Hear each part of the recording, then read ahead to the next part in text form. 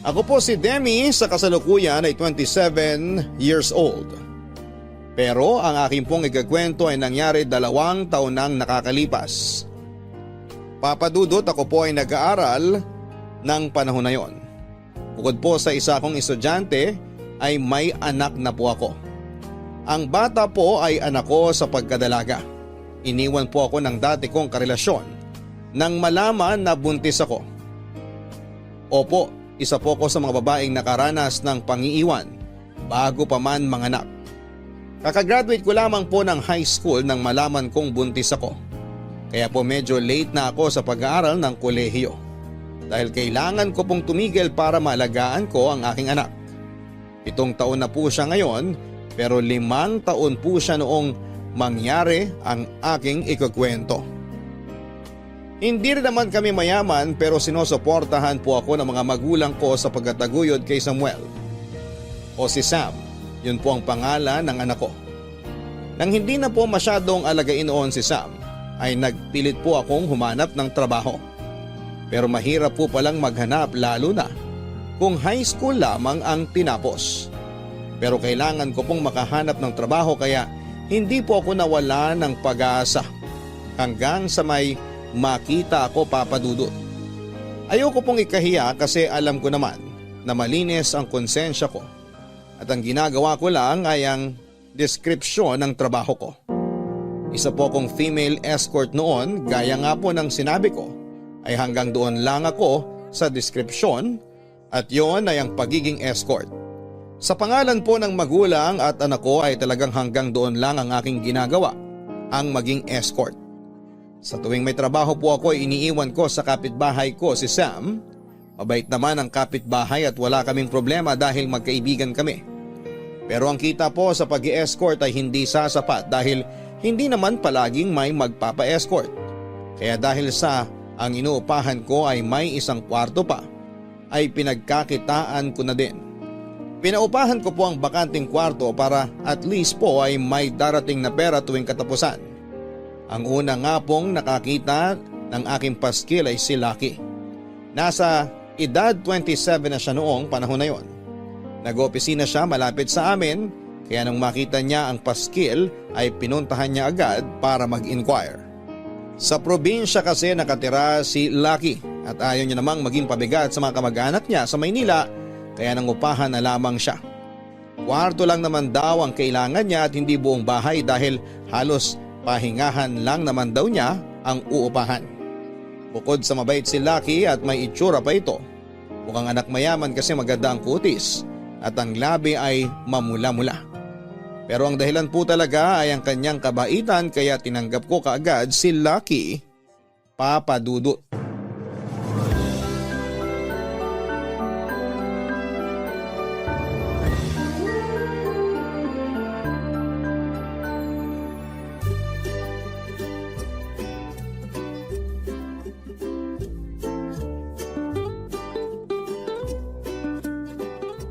Magandang umaga po. Ay sorry, hindi po kami bibili. Ha? Bibili ng ano? Ano bang binibenta mo? Wala ho akong binibenta. Eh, bakit ka nandito? Tungkol dun sa nakapaskil sa poste sa room for rent. Ah, uupa ka. Oho, Pasensya ka na ha. Kasi naman nakapolong puti ka at nakatay. Akala ko tuloy nagbebenta ka ng kung anong produkto. kasi papasok ako mamaya sa opisina. Mula dito, dediretso na ako. Ay, saan ka nagtatrabaho? Diyan, sa opisina dyan, sa malaking building, sa may pangalawang kanto. Ah, doon? Oo, alam ko yun. Yun po, dun ako nagtatrabaho. Teka, bakit ka mangungupahan? Ayaw niyo ho ba? Ay, hindi naman. Joke lang. May nararentahan po ako na kwarto din. Kaso nung makita ko to na mas malapit, mas makakatipid sa gasolina. Ah, ganun ba? 3,000 pesos. Kasama na kuryente at tubig. 3,000 pala. Magkano ba dun sa dati mong inuupahan? 200 a month. 200? Joke lang uli, 2,000 talaga. Ah, ganun ba? Pwede ko ba munang makita? Sige, halika. Eto, pasok ka. Ay, malaki siya. Kumpara dun sa inuupahan ko ngayon. Hindi nga kasya ang kama ko dun eh. Ha? Hindi kasya ang kama. Paano ka natutulog? Nakapikit. Joke. Pinapatawa lang kita. Baka kasi bigyan mo pa ako ng discount. Kanina mo pa nga ako niloloko. Malamang taasan ko pa nga ang upa eh. Ha? Joke! Akala mo ikaw lang marunong mag-joke ha? Naisaan niyo ako ha? Pero malaki nga tong kwarto. Ano yung pinto doon? CR yan, kaso liguan lang. Pag magbabanyo ka, dun sa CR sa labas. Tapos may gripo din dyan sa veranda niya. Pwede ka magluto at dyan mahugasan. Sige, kukunin ko na. Okay na ho ba ako? Huwag mo nga akong hinuho at oo, okay ka na. Pero pwede ba sa isang linggo na ako lilipat? Para sakto sa pasok ng buwan. Sige, walang problema. Hindi na ako tatanggap na mag-i-inquire. Naku, salamat ng marami. Gusto mo pa bang tignan ng paligid nitong kwarto o mag-usap na tayo sa labas? Sige, mag-usap na tayo para masaraan ang deal. Nagustuhan mo ba? Sino? Ako? Ha? Joke! Alam mo, nakakatawa ka. Parang magkakasundo tayo ah. Parang lang, hindi pa sure. Siyempre, hindi pa kita lubos na kilala eh. Kaya bilang dito ka titira, baka pwedeng malaman ang background mo. Sige, taga Quezon ako. Nandun ang magulang ko. 2 lang kaming magkapatid. Nandito din sa Maynila ang kapatid ko. Pero di kami magkasama. Alam mo na, magkaiba kami ng utak. Kaya mas maganda kung magkaiwalay kami. Magbibigay din pala ako ng mga ID ko para mas makilala mo ako. Wow, nakakatuwa ka naman. Hindi mo na hinayaang hingin ko. Ikaw na mismo ang magbibigay. Para siguradong kilala mo ako. Para parehas. Ako naman may anak, nasa kapitbahay ngayon. May kalaro kasi siya doon. Doon ko siya sa kapitbahay iniiwan kapag may trabaho ako. Huwag kang mag-alala sa kanya, mabait siyang bata. At hindi magulo o maingay. At kung hindi ka naman konserbatibo, sasabihin ko na din na ang trabaho ko ay isang escort service. Escort? Sa Reyna Elena? Hindi baliw! Joke lang uli. Wala naman problema sa akin yun, kaya hindi kailangang maging seryoso. Alam mo, nakakatuwa ka. Lalong ise-secure ko ang kwartong yan para ikaw lang ang umupa. Yes! Papa Dudut, napakabait ni Lucky at masasabi ko talaga na napakalaki ko din sa pagtanggap sa kanya para mangupahan sa akin. 1 linggo pa lang ay parang may iba na akong nararamdaman tungkol kay Lucky. Hindi po masama ang nararamdaman ko kundi ang kabaligtaran. Ewan po ba, sa tagal-tagal ko nang hindi nakikipagrelasyon ay para ulit akong high school na kinikilig kay Lucky. Papa Dudut, nagkakagusto ako kay Lucky sa maikling panahon na nakilala ko siya. Napakabait, napakalambing, napakamaalalahanin. Napakamaalaga dahil magkasundo sila ni Sam. Halos siya na ang kalaro sa tuwing day off niya at hindi na nagpupunta sa kapitbahay ang anak ko at ang tawag sa kanya ni Sam ay tatay. Nakailaki ang lahat ng katangian na hinahanap ko sa isang lalaki. Alam kong nararamdaman niya ang nararamdaman ko sa kanya. Kaya hindi na rin ako nagsayang ng oras. Opo, Papa Dudut. Ako na po ang nauna para sabihin ang nararamdaman ko. Inamin ko sa kanya na hindi po ako umaasa na ibabalik niya ang nararamdaman ko sa kanya. Pero ang gusto ko lang po ay masabi ito sa kanya. Ganoon po kasi ako. Mabuti na yung alam ko na kaagad para hindi ako umaasa. Pero ikakagulat ko po ang magiging sagot at dahilan niya sa akin, Papa Dudut. Sinabi niya sa akin na hindi rin naman daw ako mahirap mahalin. Sigurado raw siya na mamahalin ako ng lalaking para sa akin. At hindi daw siya yon. Tinanggap ko pero tinanong ko pa din siya kung bakit hindi niya ako nagustuhan. Para naman maitama ko kung may mali o kulang sa akin. Sinabi niya ng diretsahan na siya ay hindi straight. Bading daw siya, Papa Dudut. Nagulat ako kasi sa loob ng 1 linggo na magkasama kami at magkausap ay wala akong nakita o naamoy man lang na bading pala siya. Napaka-stereotypical ko daw. Ang luma daw ng pagkakaalam ko sa isang bading. Sa ako na-realize na oo nga naman. Tama naman siya. Kaya matapos noon ay mas lalo kaming naging close. Pero syempre kailangan pa din niyang magbayad ng upa. Labas ang friendship sa negosyo. Isang day off niya, may kailangan akong i-meet na kliyente kaya ibinilin ko si Sam kay Lucky. Pumayag naman siya. Pero noong nasa restaurant na ako kung saan kami magkikita ng kausap ko, ay masisira lang pala ang gabing yon.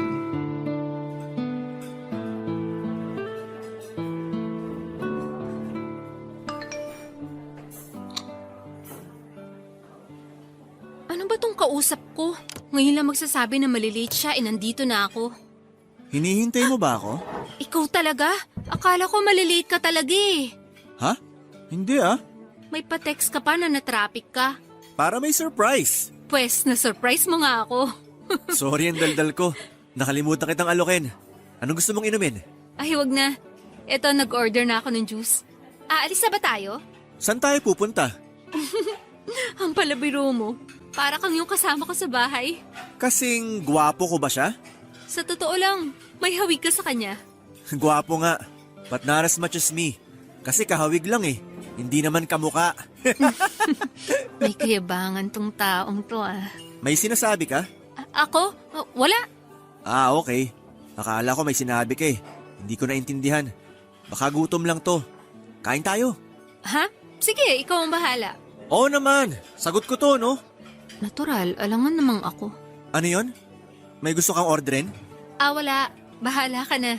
Sige. Antay lang tayo ng waiter. Saan tayo pupunta? Saan mo ba gusto? Saan ba yung sinasabi mong venue nung pupuntahan? Hindi ba sabi mo, restaurant din yun? Restaurant? Okay ka lang? Sabi mo after natin magkita dito, may pupuntahan tayong restaurant. Ah, oo! Mamaya na yon. Bakit o-order ka pa ng pagkain dito? Oo nga. Wag na lang. Okay ka lang ba? Oo naman. Okay na okay. Sige, sana nga. Maganda ka. May boyfriend ka na ba? Pag-uusapan ba talaga natin yan? Oo naman. Kasi wala akong girlfriend eh. Ilang taong ka na? Hindi ba unethical na tanungin ng babae ng age niya? Bakit naman? Hindi ka naman mukhang matanda ah. 25. Wow, nice! Anong nice dun? 28 lang kasi ako. Magkalapit lang. Anong oras tayo aalis? Sayang ang oras. Bakit naman masasayang ang oras? Kasi nung magkita tayo, nag-timer na ako. Bakit kailangan mong orasan? Bakit hindi? Hindi ba yun ang usapan? 3 hours lang. Pag nag-overtime, may additional. Ano bang pinag-uusapan natin dito? Anong ibig mong sabihin? Hayaan mo na nga. So, saan tayo pupunta after nito? Saan mo ba gusto? Ang gulo mo naman. Sandali nga. Ang tagal ng waiter eh. Ako na pupunta sa counter. Doon ako order. Sandali lang ha. Huwag kang aalis. Anong wag aalis? Natural hindi ako aalis ng hindi bayad no. Pero naghanap pa din ng waiter. So, o-order pa rin siya? Iwan ko na kaya yun. Pasensya na, sobrang naipit ako sa traffic. Sandali na lang. Ano? Anong traffic? Naka-order na ako. Anong pangalan mo? Weebs. Hindi ikaw ang kausap ko? Sira pala ulo mo eh. Wala naman akong sinasabing ako ang kausap mo ah. Sa susunod, maghanap ka ng magagago mo ah. Buisit, panira ng araw. Ay, sandali! Iniwan ko ang lalaking yon, Papa Dudut. Nainis kasi ako sa kayabangan niya. Masyado siyang presko na akala mo ay lahat ng mapapatingin ay mai-in love sa kanya. Umabol pa nga siya at sinabi na paano na raw ang mga in-order niya. Parang ako pa ang sisisihin at umorder siya. Sabi ko talaga kainin mo lahat para mahimasmasan ka. Saka ako nag-walk out. Muntik na akong mauto, mabuti na lamang ay hindi ko naibigay ang number ko. Actually po kung hiningi niya yung number ko ay doon pa lamang malalaman ko nang hindi siya ang kausap ko dahil ang kausap ko ay katext ko na. Sa totoo lang ay natakot po talaga ako. Paano kung masamang tao yon tapos sumama ako noong niyaya niya ako. Napapaisip na nga ako matapos noon na napakadelikado pala ng trabaho ko kasi unang beses pong nangyari sa akin yon. Paano nga po kaya kung makatsyempo ako ng isang masamang tao? Sayang ang lalaking yon. Gwapo pa naman pero parang psycho. Nagmensahe na lamang ako doon sa totoong kausap ko na ako na lang ang pupunta sa kanya para hindi na siya bumiyahe papunta sa akin. Nagkita naman kami at natapos ang gabing yon na masaya kami. Back to reality na naman ako matapos noong araw na yon. Napatulog na ni Lucky si Sam at may nilutong pagkain si Lucky. Napakaswerte ko sa tenant ko. Kinabukasan ay may nagmensahe sa akin na ikinagulat ko naman. Tumawag ang agency na pinagtatrabahuhan ko. May nagbook daw para sa escort service. Magpapahinga sana ako ng araw na yon pero naisip ko na sayang din naman ang kikitain ko. Kaya umuo na ako. Kinalimutan ko ang naging pangit na araw ko doon sa manlolokong lalaki. Masaya akong umalis ng bahay noong tanghali at pumasok sa eskwelahan. Pero bago ko umalis ay ibinilin ko si Sam kay Lucky na pakihatid na lamang sa kapitbahay bago siya pumasok sa trabaho. Pero syempre po ay umuwi muna ako matapos ang klase at pag-uwi ko ay nandun na uli si Lucky at kasama na si Sam. Kaya parang hindi din sila naghiwalay dalawa dahil sila pa din ang magkasama ng abutan ko. Napaka-responsable talaga ni Lucky para tuloy akong may asawa sa bahay. Pero gaya nga po ng nasabi ko na back to reality. Una ay hindi magiging kami ni Lucky at pangalawa ay may trabaho ako kaya kailangan ko ulit umalis matapos maligo at magbihes. Hindi na ako makakasabay sa kanila sa pagkain pero nagluto na ako. Bago pa man ako unahan ni Lucky na magluto. Siyempre po medyo nahihiya din ako at baka naabuso ko na siya. Masaya akong umalis para maging malungkot at magalit lang dahil sa hindi inaasahang pagkakataon. Nagkagulatan kami ni Whips. Siya pala ang nag-book sa akin. Hindi niya alam na ako ang makikita niya at mas lalong hindi ko alam na siya pala ang makikita ko dahil kung alam ko lang ay hindi na sana ako tumuloy. Natural, naging presko na naman ang lalaking yon at parang pinapamukha niya sa akin na escort service lang pala ako. Sa pagkakasabi niya ay parang ang baba ng pagkatao ko. Munti ko siyang masampal pero pinigilan ko ang sarili ko. Galit na galit ako nang sabihin ko na huwag niya kaming tingnan ng mababa. Kung may mga kilala siya na iba ang ginagawa ay madami pa sa amin ang ginagawa lamang kung ano ang trabaho namin. At yon ay ang maging kompanyon. Saka ako umalis nang makalayo ako ay doon na ako umiyak para hindi niya makita papadudot.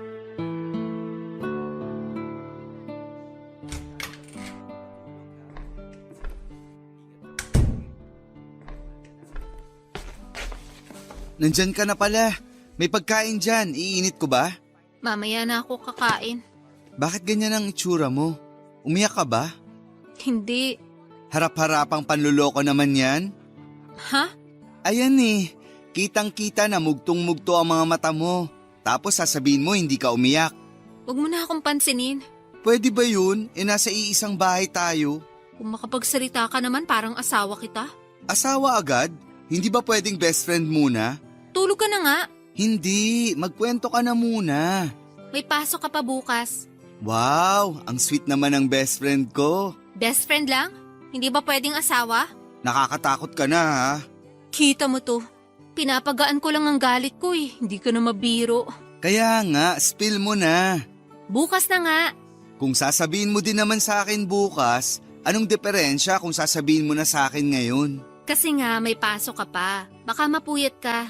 Half day ako bukas, kaya ang pasok ko after lunch pa. Kaya madami akong oras para makinig. Sure ka? Hindi. Kita mo na? Kaloka ka, Demi. Siyempre sure ako. Ano nga? Kasi kahapon. Teka, kahapon pa yan pero ngayon ka lang nagkaganyan? Hindi ba masyadong delayed yung reaction mo? Nakakainis ka naman eh. Wag na nga. Biro lang. Aminin mo, natatawa ka, pinipigil mo lang. Hindi nga. Ay, mainit ang ulo. Eh di hindi na. Sige na, ituloy mo na. Kahapon may nakilala akong lalaki. Akala ko siya yung nag-book, yun pala hindi siya. Isang nagpanggap lang pala, naubod ng yabang, nahambog, na makapalamukha, na… Sandali, mamimintas ka ba o magkakwento? Parang binigyan mo ng sukdulang kapintasan yung tao eh. Kanino ka ba kampe? Demonyo pala ang lalaking yun eh. Yun na nga. Nung nalaman kong niloloko niya lang pala ako, iniwan ko nga. Yun na yun? May pupuntahan ka ba? Wala. Bakit nagmamadali ka? Sorry, nag-react lang ako. Tapos, Akala ko tapos na yung pangit na pangitain na yun. Kaso kanina may nag-book uli. Sandali. Don't tell me na siya yung nagpabook. Yes, siya nga yung nagpa-book. Ano siya, stalker? Hindi naman yata. Kasi unang-una, hindi niya malalaman ng detalye ko. Kasi hindi naman binibigay ng agency yun. Lalo na yung picture, hindi ipinapaskil sa Adam Pictures ng mga escort. At hindi niya alam kung saang agency ako nagtatrabaho. Kaya imposibleng nahanap niya ako. So sa palagay mo, coincidence lang ang pagkikita nyo kanina. Oo. Oh, yun naman pala. Hindi naman pala niya pinagplanuhan. Bakit ka nagagalit? Dahil sa mga sinabi niya. Gaya ng, Nung makita niya ako at nalaman niyang ako ang makakasama niya, sabi ba naman niya, nagagalit pa daw ako kahapon, escort service lang pala ako. Naghihintay din pala ako ng lalaki kahapon. Napakababa ng tingin niya sa akin. ano? Sira ulo pala yun eh. Nasaan na yun? Wala na, hayaan mo na. Napakabastos eh. Hayaan mo na. Hindi ko naman makikita yun. Nagsabi na ako sa agency at pinablacklist ko na siya. Sabi ko kung tatanggapin pa rin nila ang tawag ng lalaking yun, wag na ako ang i-assign. Mabuti nga. Kung makikita ko uli ang lalaking yun, siguradong sobrang pagkakataon lang. Pag nakita mo yan nakasama mo ako, ituro mo agad. Anong gagawin mo? Wala, ituro mo lang at saka natin siya irapan. Nakakainis ka. Ayan, tumawa ka na. Ay nako, pasalamat na lang tayo at walang nangyari sa'yo. Iinit ko na ba yung pagkain? Matulog ka na, ako na mag-iinit. O sasabayan mo akong kumain. Tara na nga, nagutom ako sa sobrang inis.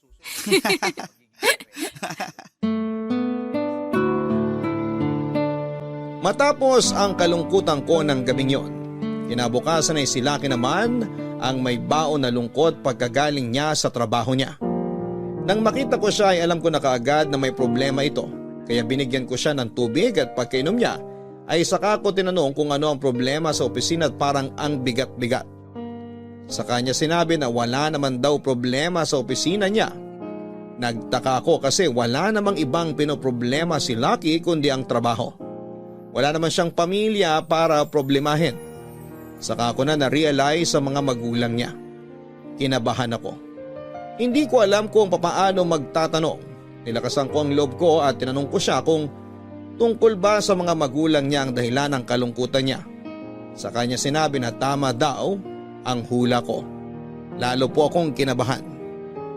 Ang dami kong naiisip ano kayang nangyari sa magulang niya. Nang tanungin ko ay sinagot niya ako na wala naman daw nangyari sa magulang niya.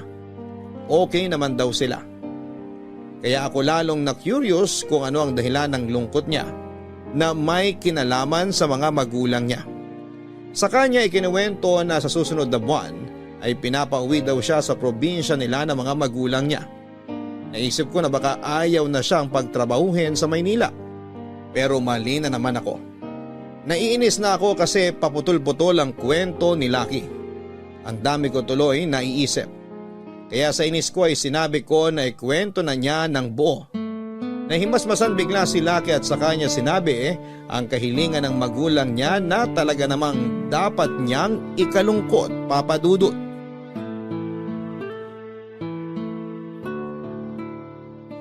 Anong gagawin ko? Bakit parang ang laki ng problema mo? Te, wala naman akong girlfriend. E di sabihin mo na wala. Hindi pwede. Anong hindi? Bakit hindi? Kasi pag nag-uusap kami, lagi kong sinasabi na may girlfriend na ako at mag-iisang taon na kami.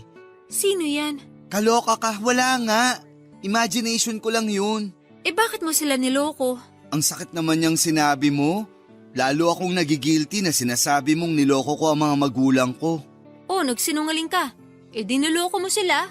Kakampi ka ba o kaaway? Sinasabi ko lang sa iyo ang reality. Oo na. Masama na akong anak. Wala akong sinasabing ganyan ha. Kasasabi mo lang na nagsinungaling ako at niloko ko sila. Ano ako, anghel? Minsan, may pagsisinungaling na tinatawag na white lie. Nagsisinungaling ka kasi kailangan. Ayan, medyo gumaan ang loob ko. Kaya nga para mawala yung guilt mo, sabihin mo sa kanila na wala kang girlfriend. Sasama ang loob nila. Lalo na si Papa, mahina ang puso nun. Mabuti na yun kesa nagsisinungaling ka. Akala ko ba may white lie? Ang sinasabi ko lang naman, sabihin mo ng totoo. Siguradong maiintindihan ka nila. Anong sasabihin ko sa kanila na dahilan kung bakit wala akong girlfriend? Yung totoo, Na, nabading ka. gusto mo ba hindi lang ang puso ni Papa ang sumumpong? Pag nalaman nila yun, baka pati si Mama sumumpong ang high blood. Yun lang. Anong gagawin ko? Okay lang ba sa'yo na gumawa ka uli ng white lie? Hindi naman siguro masama ang maraming kasinungalingan. Basta white. Kasinungalingan pa rin yun. Ito naman eh. Joke lang. Ikaw naman. May naiisip ka ba? Meron. Bakit hindi ka magsama ng babae tapos ipakilala mo na girlfriend mo? Sino nga? Wala naman akong syota. Hindi nga, Shota. Ay wait, oo nga. Akin na ang number ng agency nyo. Bakit? Magbubook ako ng girl ngayon para sa briefing. Tapos siya na din ang isasama ko sa probinsya. Magbabayad ka pa? Paano? Alangan namang isama ko si Aling Chayong. Busy sa tindahan niya yun. Baliw, para mo ng nanay si Aling Chayong. Ang sinasabi ko, bakit ka pa maghahanap sa agency? At bakit ka pa maghahanap sa labas? Sana kung maghahanap dito sa loob. Sino naman ang... Ikaw? Kala ko bumaba na ang IQ mo eh. Okay ka lang? O bakit ayaw mo? Ibig kong sabihin, okay lang sa'yo. Oo naman, dahil sa dalawang dahilan. Dalawa? Oo. Unang-una, sa dami ng magandang nagawa mo sa amin ni Sam, oras na siguro para makabawi. Hindi naman ako naniningil. Hindi nga, pero gusto ko makabawi. Ikaw ang bahala. Ano yung pangalawa? Pangalawa, kahit sandali, matupad ang pangarap ko maging girlfriend mo. Kadiri ka naman. Huwag mo ang sirain yung ilusyon ko na ate kita. Kunwari lang naman. Sige, at least wala nang briefing. Kasi ang tagal naman na nating magkasama dito. Exactly. Salamat ha. Ano ba? O sige, try nga natin ngayon kung paano tayo aasta sa harap ng parents mo. Kunwari ipapakilala mo ko. Go! Hi ma, hi pa. Si Demi po pala. Huy, Girlfriend ko. Eee! arte mo! Kurutin kita dyan eh! Papadudot isang buwan kong tinuruan si Lucky at tama naman ang mga ginagawa niya. Yun nga lang ay naiilang siya. Kasi nga po dahil ako daw yung magpapanggap. Nainis ako sa kanya kasi ang arte-arte niya. Kaya sinabi ko na kung ayaw niya sa akin ay tawagin na lang niya yung nagbabantay ng tindahan sa ibaba na si Aling Chayong. Natakot naman kasi palapit na ng palapit ang araw at kailangan ay handang-handa na ang lahat. Ayon, pinagbuti Papadudot. Kilig na kilig ako habang inis na inis naman si Lucky. Inaasar ko siya lalo at hindi naman siya makapalag kasi nga tinatakot ko din siya ng pagbaback out ko. Para sa akin naman po kasi ay para marelax siya. Kasi halatang halata na tensyonado na siya. Ang kadalasan na pagkakahuli na hindi totoo ang relasyon ay ang body language. Hanggang sa dumating ang araw. Overnight kami kaya si Sam ay ibinagbilin ko muna uli sa kaibigan ko sa tabing bahay. Pero halos 2 araw kaming mawawala kasi aalis kami ng madaling araw at uuwi kinabukasan ng gabi. Unang beses ko pa lamang pong maiiwan si Sam ng ganong katagal. Kaya hindi din po ako mapakali Papadudot. Saka lalong nagpapasalamat sa akin si Lucky dahil magsasakripisyo ako na maiwan si Sam para sa kanya. Pinangakuan na lamang ni Lucky si Sam na kung ano-ano para lamang huwag kaming mamiss. Hindi naman po umaangal si Sam pero syempre iba ang pakiramdam ng nanay. Umalis kami ng kabado, una dahil sa iiwanan namin si Sam at pangalawa sa darat na namin na mga magulang ni Lucky Papadudot. Papadudot maayos kaming nakarating sa bahay nila Lucky sa Quezon. Ipinakilala kaagad ako ni Lucky sa magulang niya. Kung hindi lang ako nakatayo na ay bibigyan ko sana ng standing ovation si Lucky. Kasi naipakilala ako ng walang kaba. Masayang masaya naman ang mga magulang niya at sobrang sweet nila sa akin. Halos lahat ng pwedeng ialok sa akin ay inalok nila para maging panatag daw ako sa bahay nila. Pumunta kami sa sala ng bahay nila at masayang nagkwento ang mga magulang niya at paudlot-udlot ay may mga tanong sila sa akin at kay Lucky. Gusto ko nang pumalakpak kada sasagot si Lucky kasi nakakatuwa, parang totoong girlfriend niya ako. Kung Q&A lang yon, sa view ko ay winner na si Lucky. Nang tanungin ni Lucky kung dumating na daw ba ang kapatid niya, sinabi ng magulang niya na nauna raw sa amin ng 2 oras at natutulog. Nainis daw sila dahil sinabi daw ng kuya niya na kasama din ng girlfriend niya, pero mag-isa nang dumating sa kanila. Nang hanapin ng girlfriend niya ay ang daming dahilan ng kuya niya na hindi daw kapanipaniwala kaya sila lalong naiinis. Kitang-kita sa mukha ni Lucky ang takot habang inis na nagkwekwento ang mamang at papang niya.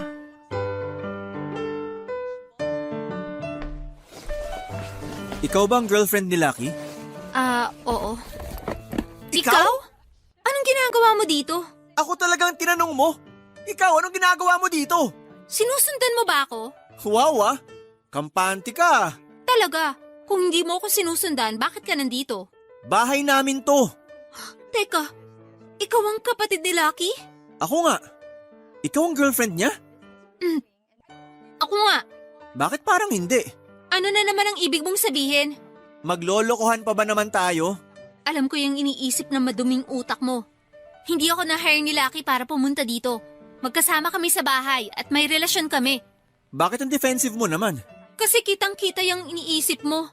Paano ka naman nakilala ng kapatid ko? Wala ka na dun. Sabi mo magkasama kayo sa bahay? Oo, bakit? Nagsasama na kayo? Parang gano'n na nga. Anong parang ganun? Hindi ka sure? Ano ka, pulis? Kung makapagtanong ka, parang interrogation na. Bakit? May hindi ba ako dapat malaman na itinatago mo? Ano na naman yung iniisip mo? Bakit ka ba aligaga? Nagtatanong lang naman ako ah. Bakit? Kapatid ko ang boyfriend mo. Kaya normal lang magtanong. Pwes, nakausap ko na ang mga magulang mo. At marami na kami napag-usapan at maayos na kami. Kaya hindi na kailangan ng mga tanong mo.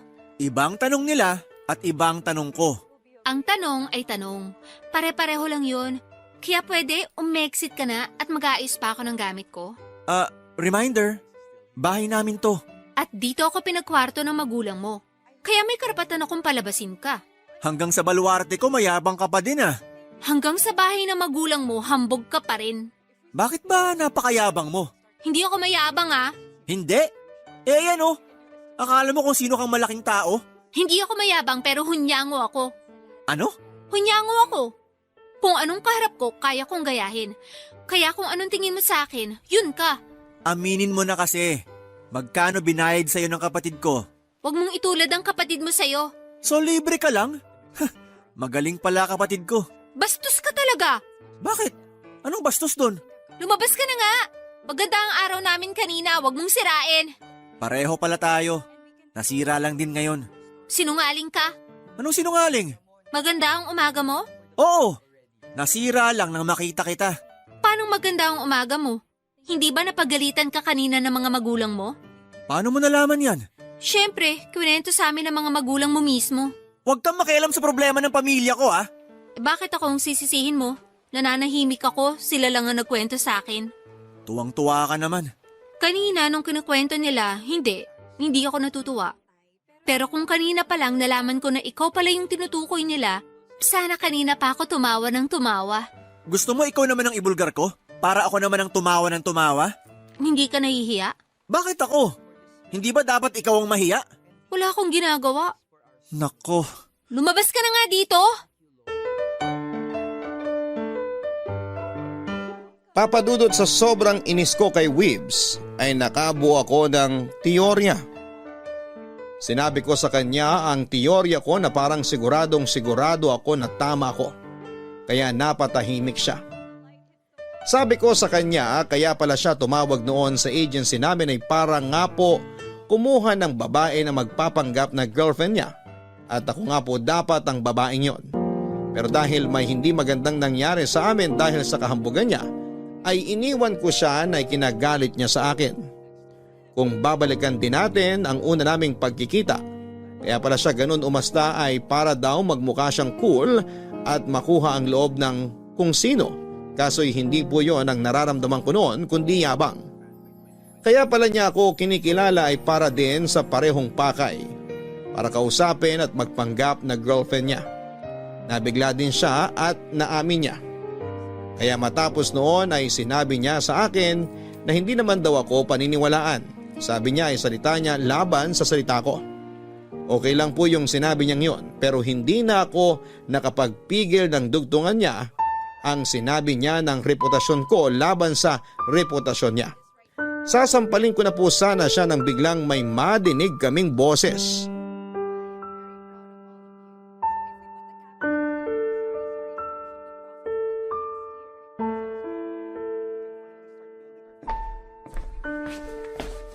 Napakabastos mo talaga! Kuya, nakilala mo na pala si Demi.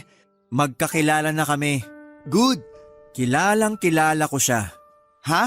Alam ko kung sino siya. Anong ibig mong sabihin? Lucky, siya yung lalaki ng bastos sa akin nun. Ano? Kuya? Sandali.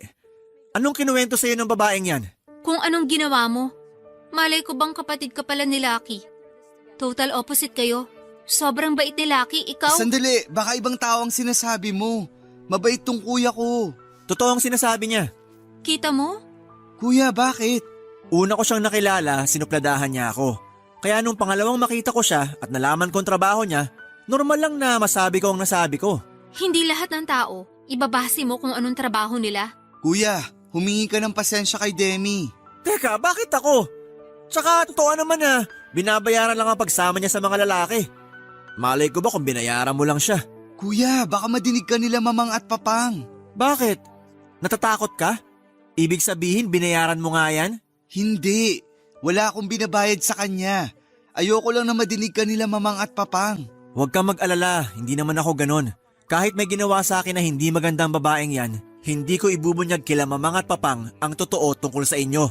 Kasi kapatid pa rin kita. Kuya, wala kasi talaga akong binabayad. Matinong babae si Demi.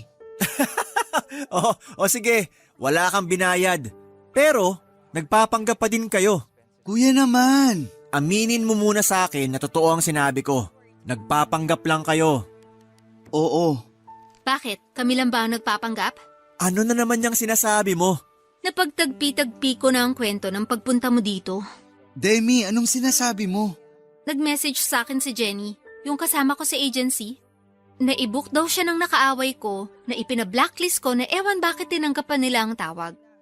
Sabi ni Jenny na binayaran siya ng kuya mo para magpanggap. Pero along the way, sinumpong na naman ang kahambugan ng kuya mo kaya nag-away sila. Kaya na makakita ng bus station si Jenny, bumaba na siya para bumalik ng Maynila. Tumigil ka na. Titigil ako kung titigilan mo kami ni Lucky. Sabihin mo sa kanila ang tungkol sa amin. At sasabihin ko din na magsisinungaling ka sana para lang may maipakilalang girlfriend. Oo, pero yung sa akin hindi naman natuloy. Yung pagpapanggap nyo, ayan o, kitang-kita. So sino may mali? Hindi nga natuloy, pero magbabayad ka ng babae. Kami walang perahan dahil maganda na ang relasyon namin noon pa. May pera o wala, nanloko pa din kayo. Nagsinungaling na, gagastos pa. Tumigil na nga kayo. Yang babaeng niya ng parang Armalite ang bunganga. Kaya siyang una mong sawayin. Kung hindi ka sana bastos at hambog, wala sanang gulo dito. Demi, huwag ka nang magsalita. Ako na ang bahala dito. Kuya, usap tayo sa labas. Bakit tayong lalabas? Bahay natin to. Inaangkin ko ba? Malay ko. Di ba yun ang goal mo? Ang makakuha ng pera? Bastos ka talaga! Demi, sandali. Ako na lang ang kakausap kay kuya. Kuya, tama na yan, please. Prenohin mo bibig ng girlfriend mo. Walang problema sa akin basta walang pakialamanan. Wala naman talaga akong pakialam. Mas lalo ako. Pakialam ko ba sa'yo? Pwede bang magkasundo na lang muna tayo? Natatakot ako baka pag nalaman nila mamang at papang, baka kung anong mangyari sa kanila. Please, kuya. Oo na.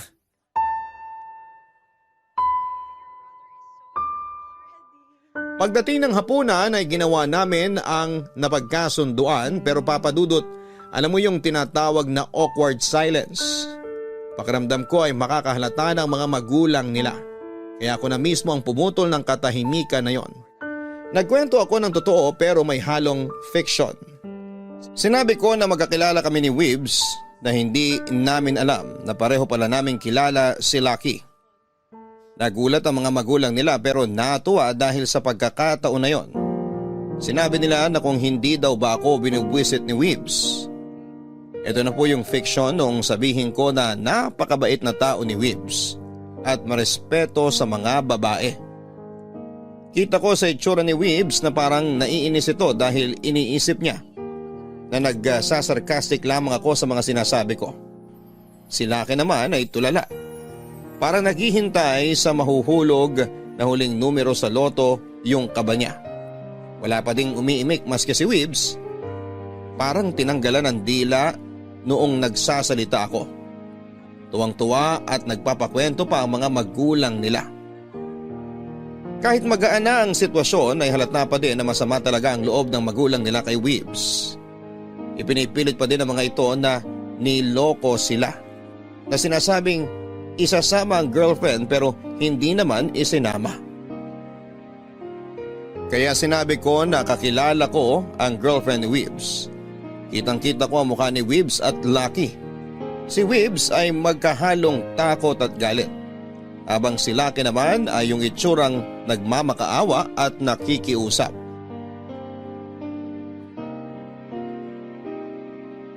Papadudot yung itsura ng magkapatid ay kitang-kita na hindi nila alam kung ano po ang mga susunod na sasabihin ko. Kaya nang mag-usisa pa ang mga magulang nila tungkol sa girlfriend ni Weebs ay saka ko sinabi ang nalalaman ko. Binitin ko po talaga ang sasabihin ko kasi parang sa isip ko ay may nagaganap na drum roll bago ako magsalita. Sinabi ko na alam ko na may sakit ang girlfriend ni Weebs kaya hindi nakasama kay Weebs na pumunta sa probinsya nila. Saka nagbago ang tono ng mga magulang nila kay Weebs. Bakit hindi daw niya sinabi kaagad na may sakit pala ang girlfriend niya kaya hindi nakasama. Halatang hindi alam ni Weebs ang sasabihin kaya sinalo ko kaagad ang pagsagot sa tanong.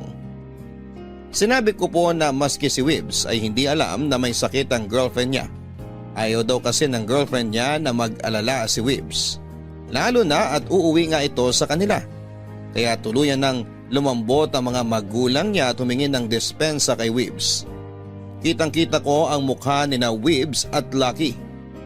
Si Weebs ay hindi makapaniwala at si Lucky naman ay parang tatay ko. Na proud sa akin.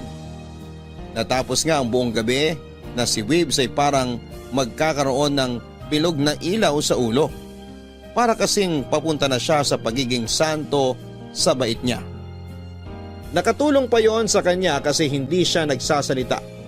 Alam naman natin yung pagsasalita niya ang nakakasira sa kanya. Mabait naman siya pag tahimik. Sa sobrang tahimik niya kapag napapatingin ako sa kanya ay parang mukha ni Lucky ang nakikita ko. Sa totoo lang ay may itsura nga naman pala si Weebs. Kung gwapo si Lucky ay mas gwapo si Weebs.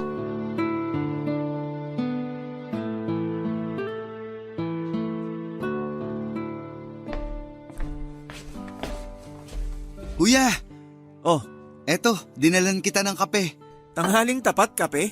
Nakalimutan mo na ba nung bata tayo? Pag nagkakwentuhan tayo dito, lagi tayong may kape. Oo nga. Ang tagal na rin kasi nun. Ako hindi ko nakakalimutan.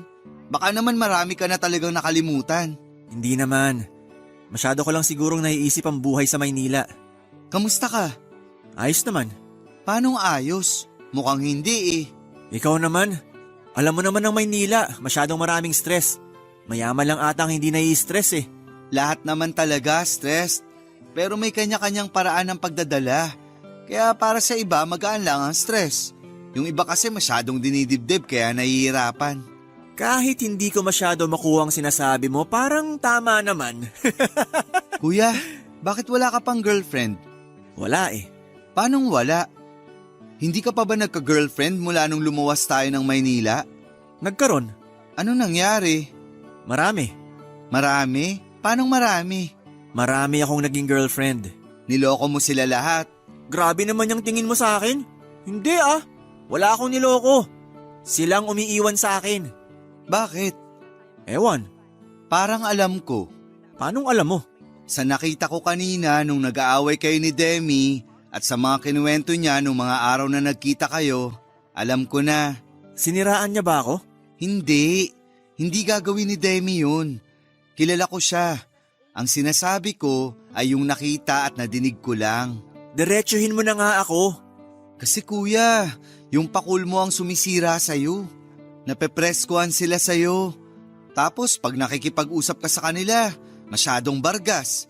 Balikan mo yung mga turo nila mamang at papang na maging magalang lagi sa babae. Bastos na ba ako? Kung hindi mo nakikita o nararamdaman, yes, kuya. Sa nakita kong pakikipag-usap mo kay Demi kanina, parang nandun ka na. Hihingi na lang ako ng pasensya sa kanya mamaya. Oo naman. Narinig mo naman kung paano kanya sinalba kanina. Nawala tuloy ang tampo sa'yo nila mamang at papang. Oo nga eh. Sandali, tagay muna tayo nitong kape. Baka lumamig na. Ilang oras mo ba ito pinakuluan?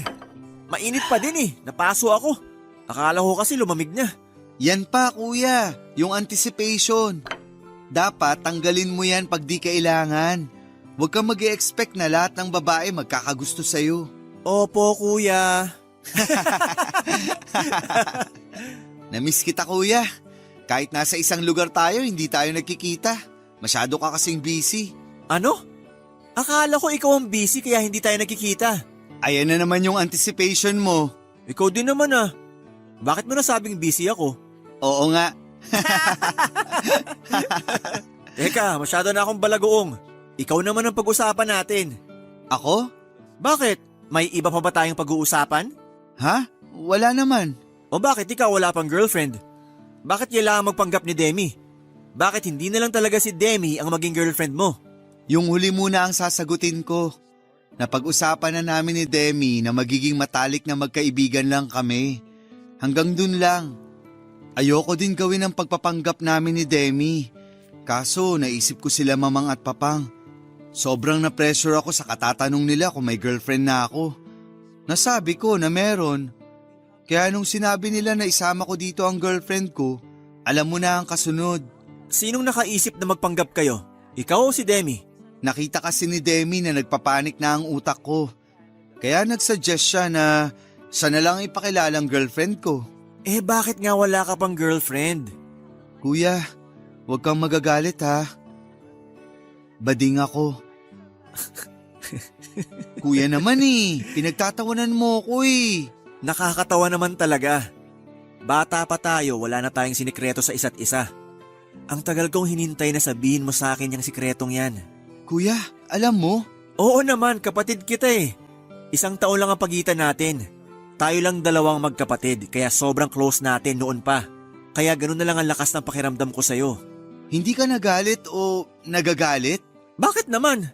Wala ka naman ginagawang masama ah. Rerespetuhin ko din kung kailan mo sasabihin kila mamang at papang yan. Salamat kuya.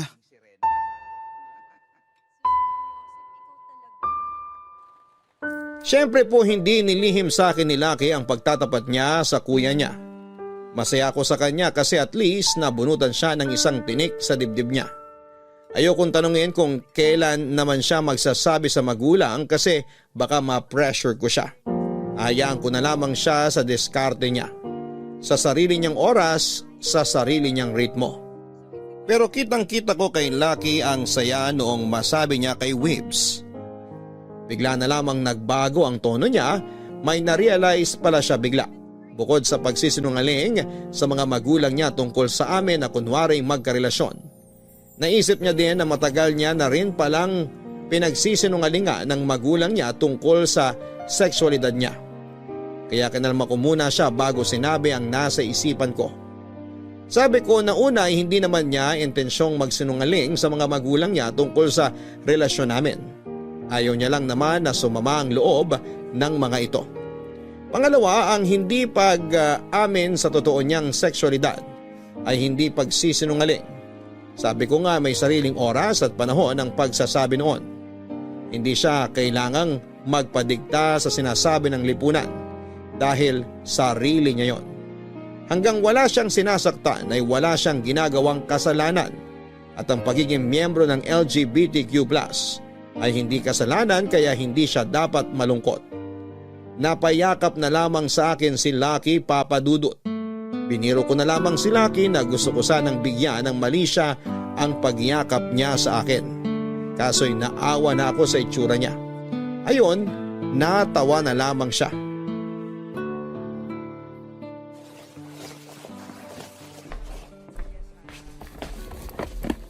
Knock knock! Uy, babes! Tuloy! Ang aga mo naman mag-ayos ng gamit. Wala lang, para mamaya konti na lang ang aayusin. Para madami pa din iba magawa. Nag-enjoy ka ba dito sa amin? Sandali, Bakit? sino ka? Ilabas mo si Weebs. Nakakatawa ka pala. Ako to. Nakakapanibago kasi, parang ibang tao ka na. Eto talaga ako. Pinabalik ako ng kapatid ko. Tama siya. Masyado akong nabulagan sa mga inaakala kong ako. Akala ko nga si Lucky ang kausap ko eh. Mula ngayon, eto na uli ako. Oh, teka, yung tanong ko. Nag-enjoy ka ba dito sa amin? Oo, ang saya nga. Kung pwede nga lang eh. Gusto ko pang tumigil dito kahit isang araw pa. Bakit hindi ka mag-extend? Alam ko na. Si Lucky kasi may trabaho, kaya kailangan nyo nang umuwi. Hindi lang yun. Nako, huwag ka mag-alala dito. Siguradong okay lang kina papang at mamang na tumigil ka rito. Yung dalawang yon, masaya laging mag-entertain ng bisita. Hindi rin yan. Anong dahilan? May naghihintay sa akin sa bahay. Asawa mo? Hindi, wala akong asawa. Eh sino? Anak ko? May anak ka na? Oo, 5 taon na siya. Bakit wala kang asawa? Iniwan ako nung malaman na buntis ako. Sira pala ulo niya eh. Nasaan yon? Hayaan mo na, 5 taon na. Masaya na ako nang wala siya. Good morning! O Lucky, Narinig ko usapan nyo. Yes kuya, may anak na si Demi. Ang pangalan niya Samuel. Pero Sam na lang. Napakabait na bata. mana sa nanay. Oo naman, pati itsura. Teka, wala ka bang dalang kotse, Lucky? Wala eh. Yung auto ko hindi umabot. Nasa talyer kasi. Kaya nag-bus na lang kami. Sumabay na kayo sa akin pabalik ng Maynila. Sasabihin ko pa lang yan eh. Nakakahiya naman. Kuya ko yan, bakit tayo mahihiya? Oo nga naman. Tsaka ang sama ko naman kung hindi ko isasabay ang kapatid ko at ang mabait na babae sa harap ko. Naku, binola mo pa ako. Kuya, alam mo ba kung bakit nag-escort si Demi? Lucky? Bakit ba? Kuya ko yan kaya walang problema sa kanya. Kaya siya nag-escort para pantustos sa pag-aaral niya at sa kanila ni Sam. Tapos pinarent niya din sa akin yung isang kwarto sa bahay nila para may extra income pa. Hindi naman kasi siya full-time sa pag-escort dahil pumapasok pa rin siya sa eskwelahan. 2 taon na lang, gagraduate na yan. Ganun ba? Napakadaldal talaga nito ni Lucky. Pero totoo naman yung sinabi ko para malaman ni kuya kung gaano ka kasipag at karesponsable. Alam mo, may opening sa opisina namin. Kung hindi magka-conflict sa eskwela mo, ang pasok lang alas 8 ng umaga hanggang alas 11. Part-time lang din siya. Naku, talaga ba? Pero baka hindi ko kaya ang trabaho. Napakadali. Ikaw lang ang mag-aayos ng mga papeles sa opisina. Magpo-photocopy, maglalagay sa mga table. Pag natapos mo nga ng maagang trabaho mo, pwede ka nang umalis. Pero same pa din ang bayad. May isang araw na may klase sa umaga. Matatapos na naman ang SEM. Pwede akong pumili ng mga schedule na puro after lunch. Kaya lang 1 buwan pa yun. Baka hindi na makapaghintay yung trabaho sa akin. Ganito, kakausapin ko ang management. Sasabihin ko yung 1 araw na sasabit ka. Pwede mong gawin ang hapon ng trabaho sa mga araw na yon. Talaga? Sabi ko sa'yo eh. Salamat, Weebs! Kung magkakatotoo yan, hindi ko na kailangang umalis sa gabi. Umaga, trabaho, tanghali, eskwela, at hapon kay Sam na ako. Yan! Makakasali ka na sa laro namin ni Sam. Close na close kayo ni Sam ah. Nako, siguradong magugustuhan ka rin ni Sam. Baka ikaw din tawagin niyang tatay. Sige, gusto ko siya makilala. Ay, Bakit? kakain na pala. Pinatawag lang pala kayo sa akin ni Mamang. Papadudot napakasaya ko ng umagang yon dahil sa tulong na magagawa sa akin ni Weebs. Hindi lang sa trabaho kundi pati oras ko sa anak ko. Mas marami na kaming quality time. Kumain kami ng masayang-masaya at pakiramdam ko na parte talaga ako ng pamilya nila. Lalo na sa mga magulang nila na tuwang-tuwa sa akin. Ako naman ang tinamaan ng guilt. Yung nararamdaman ni Lucky ay ramdam na ramdam ko ng oras na yon. Parang ayokong sirain ang tiwala ng mga magulang nila. Natahimik lang si Weebs habang si Lucky ay humugot ng malalim na paghinga, saka sinabi na handa na din siya. Ayaw niya na din lokohin ang mga magulang niya at tatanggapin niya kung anong parusa sa kanya. Ang dasalang ni Lucky ay walang masamang mangyari sa mga magulang niya kapag nalaman nila ang katotohanan. Bago nagtanghalian ay kinausap namin sila. Inamin ko ang totoo na hindi kami totoong magkarelasyon ni Lucky. Nagulat kaming lahat nang sabihin nilang alam nila. Pero hindi daw sila nagalit dahil napakabait ko daw kasi. Dito naman nagkalakas ng loob si Lucky na aminin ang totoong sexualidad niya. Mas nagulat na naman kami nang sabihin nilang alam din nila. Kaya nga daw alam nila sa hindi talaga kami magkarelasyon. Matagal na raw nilang alam at tulad ni Wibs ay hinihintay lang nila na kay Lucky manggaling. Sobrang naiyak si Lucky at pinagalitan pa siya na bakit daw umiiyak wala naman siyang ginagawang mali. Kaya umalis kami sa bahay nila na walang bit-bit na bigat sa dibdib. Napakasaya ng lahat at nangako na babalik uli sa susunod na buwan. Nalaman din nila na may anak ako at masaya silang sinabi na gusto raw nilang makita ang apo nila. Ako naman po ay naiyak noon kasi ganun nila ako tinanggap sa pamilya nila. Hindi ko maipaliwanag ang saya, Papa Dudut. Mabilis sa mga pangyayari, Papa Dudut. Nakilala ni Wibs si Sam at ang tawag na sa kanya ay Tatay 2 kasi Tatay 1 niya daw si Lucky. Nang sumunod na buwan ay lumuwas kami sa kanila kasama na si Sam sa Quezon. Tuwang-tuwa ang mga magulang nila lalo na kapag tinatawag sila ni Sam ng lolo at lola. Pero may revelasyon na naman kaming dala. Inamin namin na may relasyon na kami ni Wibs. Saka hinarap ng mga magulang niya si Wibs at sinabihan na sana ay magtinuna at alagaan kaming mag-ina. Sa ngayon po ay 1 taon na kaming kasal ni Wibs at inaayos na ang adoption niya kay Sam. Mula nang ipanganak ko po kasi si Sam ay apelyido ko na po ang gamit niya. Dahil nga po sa bago pa lumaki ang tiyan ko ay iniwan na kami ng nakabuntis sa akin. Medyo inaayos na lang po ang legalidad at magkakaroon na ng apelyido si Sam gamit ang sa Tatay Wibs niya. Graduate na din po ako, Papa Dudut, salamat sa Diyos. Kay Wibs na kami nakatira ni Sam, si Lucky ang naiwan sa dating bahay.